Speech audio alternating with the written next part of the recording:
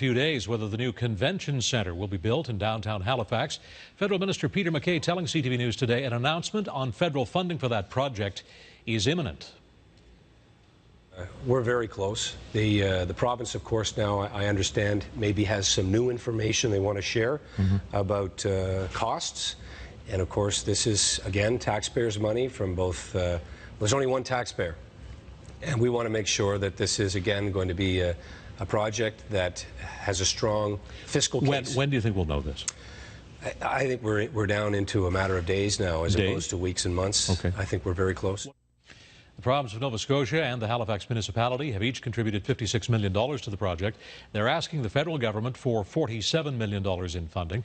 Our entire interview with Peter MacKay is coming up after 6:30 tonight. We'll also be asking about the federal shipbuilding contract and new plans for a new stadium in Halifax, in addition to some talk about the Trade Centre.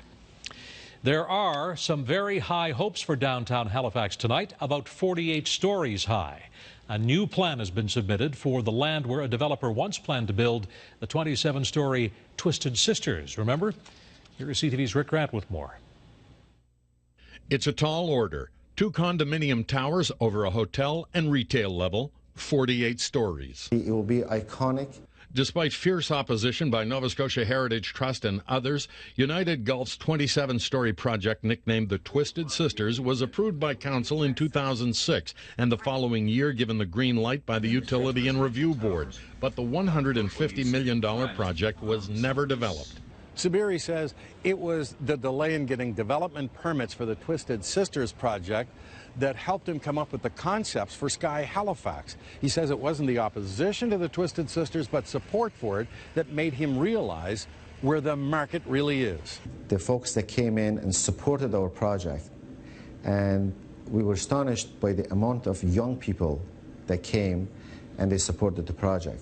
Sabiri explained the 48-story height is because the footprint of the new buildings is smaller and the towers are farther apart than the Twisted Sisters. For those reasons, what we had to do is we had to increase the height of the building to basically meet all the objectives. Sabiri is hopeful his new $350 million project will be approved by Council within 6 months. But Mayor Peter Kelly is skeptical about the time frame and the likelihood the project could proceed. Do I see that being a realistic outcome? It may not be able to be achieved under the current rules, that's for sure.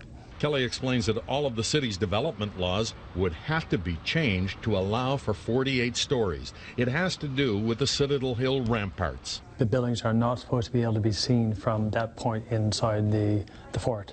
The proposed new Nova Centre and Convention Centre are fine, but the Halifax Skye project soars above that and above the ramparts.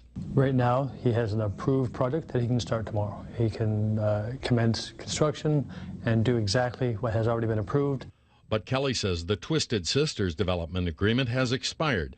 And along with the application for the 48-story Halifax Skye project is a request to extend the Twisted Sisters agreement. And if it is refused, there's another problem. Then he goes back to square one, which under the HMI design rules is a different height.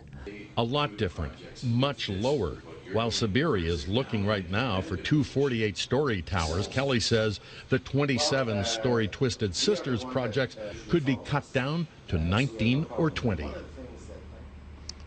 And the 2 48-story towers would soar above the tallest building behind me, the Maritime Center. Gone as well from the project that was originally conceived is the hotel. It would be replaced by condominiums. There would be 2 condominium towers, Sabiri says, because that's what United Gulf really does focus on and knows best. And he says the most inexpensive of those would be around $200,000. He also says that they would generate about $6 million a year in tax revenue for the city. However, the biggest hurdle, probably higher than the 48 stories, would be getting it past Council and changing all of the laws that would be allowed to permit it. Steve?